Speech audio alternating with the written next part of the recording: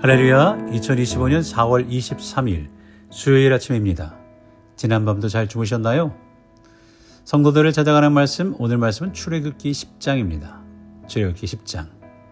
경고와 은혜 사이에서 애굽이 망한 줄을 알지 못하시나이까. 어느 유명한 다큐멘터리에 나오는 장면이죠. 2008년 금융위기가 터지기 직전 이미 수많은 전문가들이 경고를 했어요. 경고를 했지만 일부 대기업 임원들은 이렇게 말했죠. 우린 괜찮습니다. 시장은 곧 회복될 거예요. 그리고 몇 주 뒤 회사는 파산했고 수천 명이 하루아침에 길거리에 나앉았습니다. 그제야 사람들은 깨달았어요. 우리는 이미 망해 있었다라는 것을 말입니다. 오늘 보면 출애굽기 10장을 보면 바로와 애굽이 처한 상황이 꼭 그렇습니다.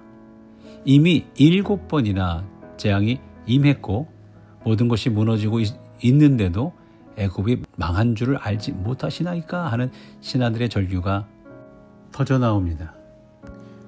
오늘 우리는 이 본문을 통해 하나님의 경고를 무시하고 완고함에 빠져 사람들의 끝이 어딘지, 그리고 그 가운데에도 베풀어 주시는 하나님의 은혜가 무엇인지를 함께 묵상하고자 합니다.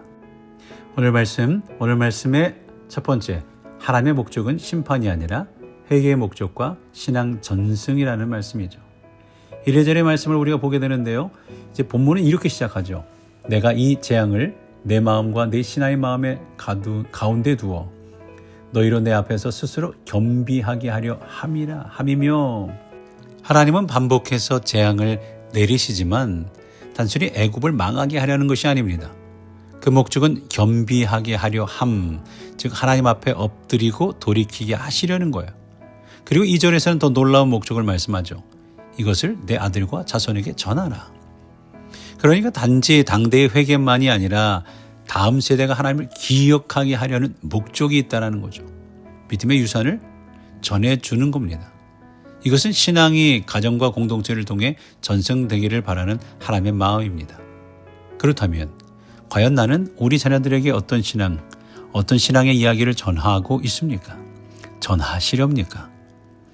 저도 아버지 학교에서 배운 것처럼 아이들을 자기 전에 꼭 기도해 주었어요.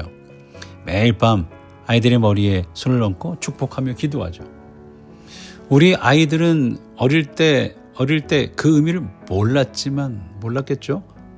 지금도 여전히 가물가물하겠죠. 그러나 더 성인이 되고 어린이 되어 삶의 고비마다 부모의 그 기도를 떠올릴 겁니다. 제가 부모님의 기도를 기억하고 감사하던 말입니다. 여러분, 어떤 신앙의 이야기를 자녀들에게 남겨주고 계신가요? 어떻게 믿음의 유산을 전하시렵니까? 이제 우리는 3절 이하에서 생각해 보는 것은 애굽이 망한 줄을 알지 못하시나이까, 하나님의 없는 번영의 환상을 생각해 봐야 합니다. 모세와 아론은 바로에게 경고합니다. 언제까지 내 백성을 겸비케 하지 않겠느냐. 바로는 마음을 굳게 닫고 있고 하나님의 뜻을 받아들이지 않습니다. 그런데 이때 신하가 나서 외치죠. 애굽이 망한 줄을 알지 못하시나이까. 7절의 말씀. 이 외침은 단지 현실 파악이 안 되는 왕에 대한 절규가 아닙니다. 지도자의 완고함이 백성 전체를 얼마나 고통스럽게 하는지를 보여주는 고발이에요. 그리고 이 모습은 오늘날에도 이어집니다. 여러 가지 예가 여러분의 삶 속에, 뉴스 속에 나타나지 않나요? 회사를 망하게 하는 위기 앞에서도 현실을 외면하는 CEO가 있기도 합니다. 가정이 무너지고 있는데도 자기 중심적인 고집을 꺾지 않는 가장도 있기 마련이죠. 교회와 공동체가 병들어가는데도 변화를 거부하는 리더들이 있습니다. 혹시 그 중에 나는 있지 않나요? 혹시 나는 이미 무너지고 있음을 인식하지 못한 채 살아가고 있지는 않습니까?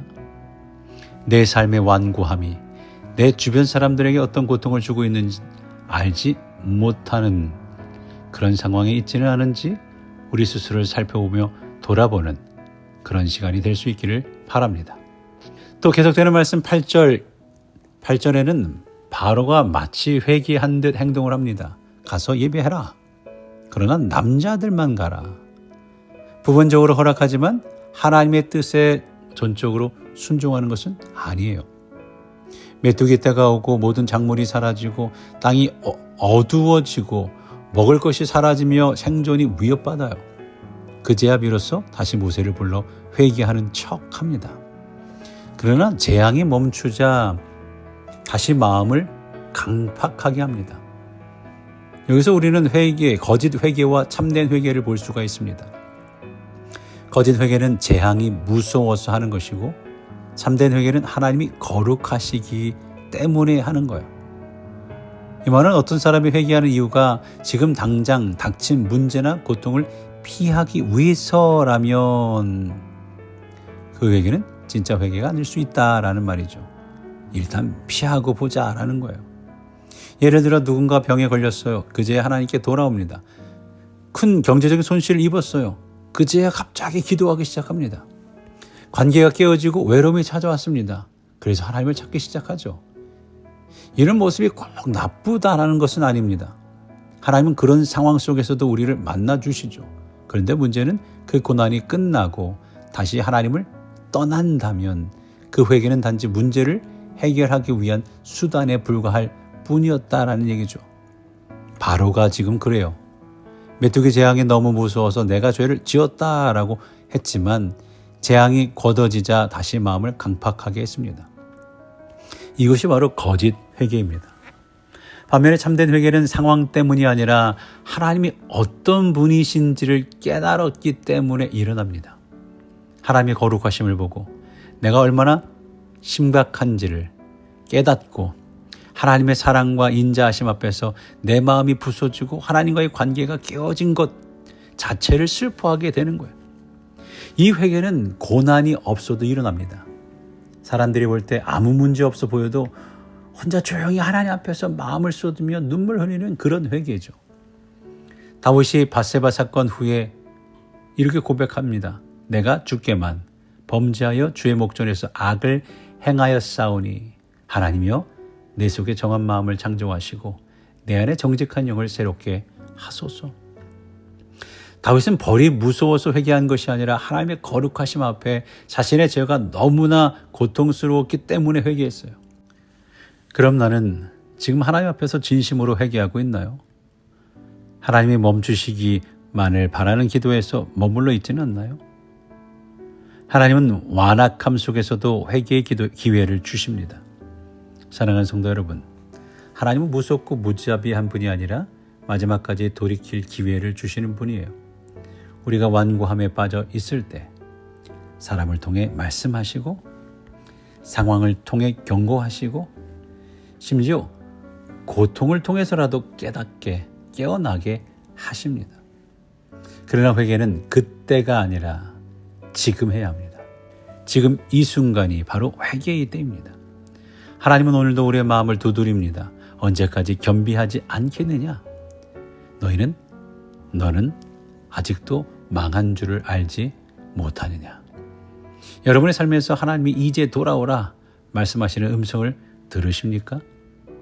오늘 이 말씀 속에 다른 누군가가 아니라 내 자신을 돌아보는 말씀으로 나를 살펴보는 귀한 시간이 될 수 있기를 바랍니다.